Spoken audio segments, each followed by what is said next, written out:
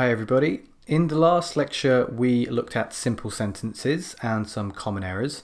In this lecture we are going to the next step and we're thinking about complex sentences. So we're looking at how to use the type of sentences which will improve your score to a band 7 level and above. Without complex sentences you're going to struggle to get that band 7. Why? Well, that's what we're going to look at first. We're going to think about the band descriptors again. Now, a variety of complex structures. You can see that above. This is an extract from the IELTS Task 2 Writing Band Descriptors under the criteria for grammatical range and accuracy. Band 6 says uses a mix of simple and complex sentence forms. Already, even at band 6, you can see complexity is required. Band 7, though, uses a variety of complex structures.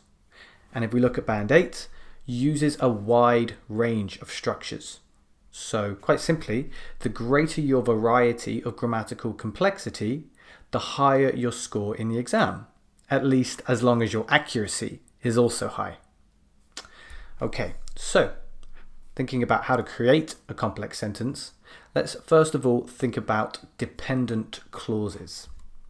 One of the best ways to improve your complexity of grammar is to use dependent clauses with independent clauses.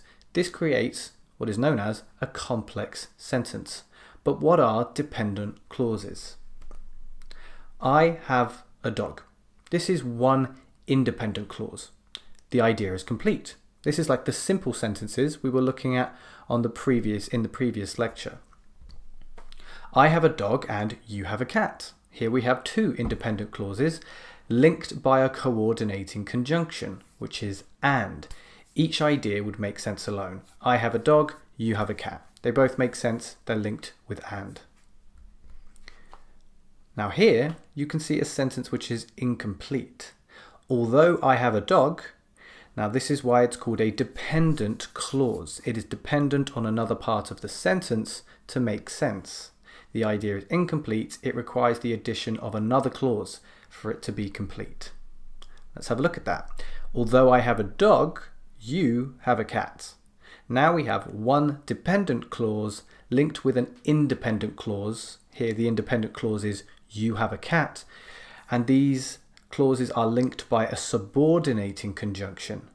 In this case, that conjunction is although. Now the idea is complete. Although I have a dog, you have a cat. Complex sentence. So the key word here, which turns this into a complex sentence, is although. And this is what we call, as I just mentioned, a subordinating conjunction.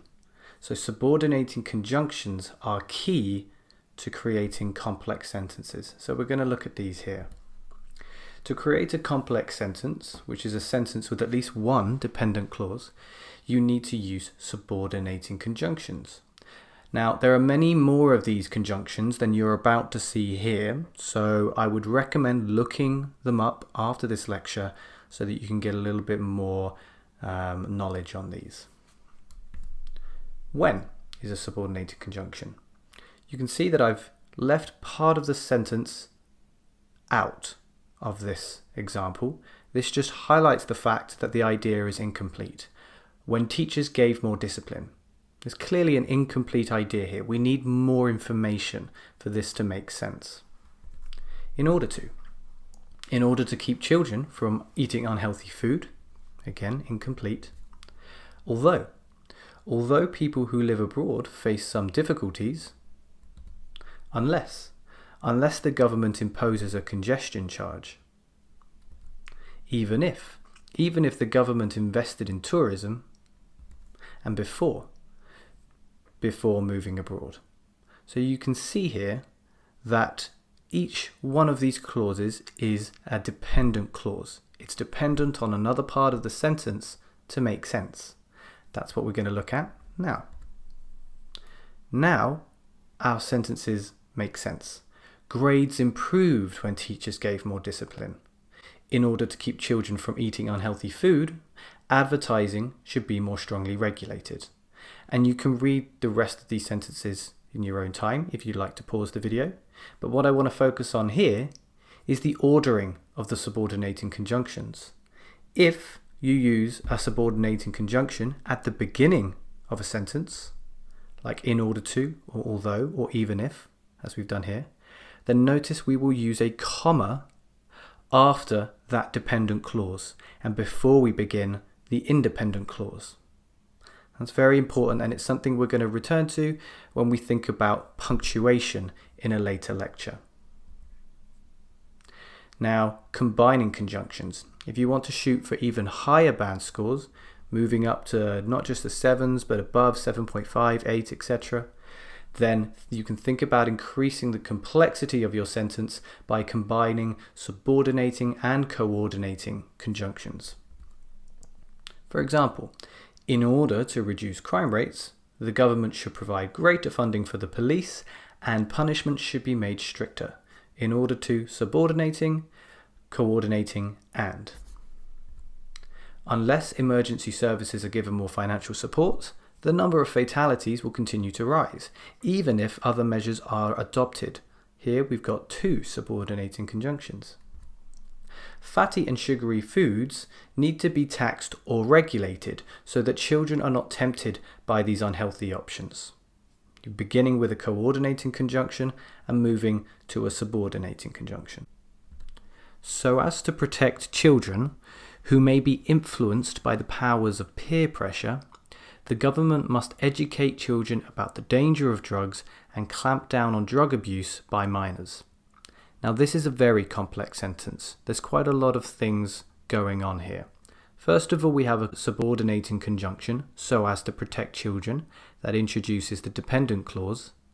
This is followed by something we haven't really looked at yet, and that is a non-defining relative clause which uses the relative pronoun who.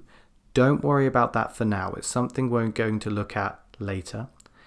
And then we have the independent clause, the government must educate children about the danger of drugs, which is connected to another clause by way of a coordinating conjunction and clamp down on drug abuse by minors. Okay, so a nice complex sentence here using a mixture of conjunctions.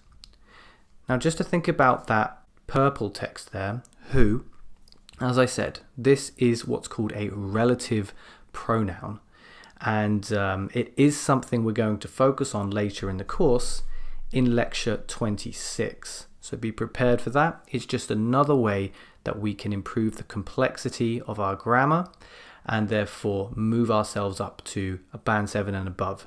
But there's plenty of advice here on how you can do so with complex sentences. Just remember, subordinating conjunctions, dependent clauses linking to independent clauses.